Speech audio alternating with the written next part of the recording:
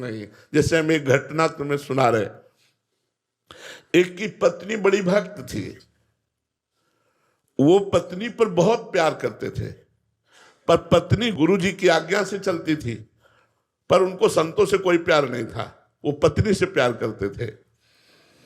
तो एक दिन पत्नी ने बहुत प्रेम से उनसे कहा कि हमारी एक बात मानोगे, आप हमारे गुरु जी से दीक्षा ले लीजिए, क्योंकि हम दीक्षित हैं और आप दीक्षा नहीं लिए तो हमारा आपका प्रेम अधूरा। उन्होंने कहा ठीक है, बुलाओ गुरु जी को।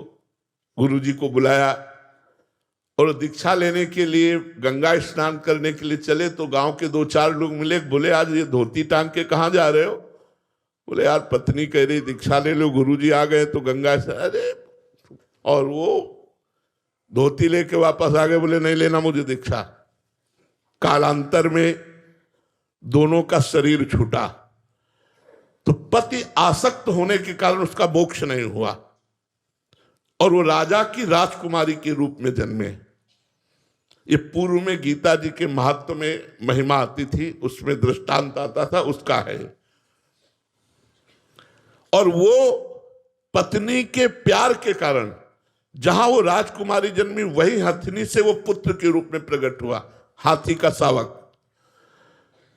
अब जब वो नव युवक अवस्था में हाथी आया और श्रृंगार करके राज सवारी निकली और राजकुमारी सिंहासन पर आरूढ़, तो जे भी उसने देखा तो पूरी स्मृति जागृत हो गई कि ये तो मेरी पत्नी थी।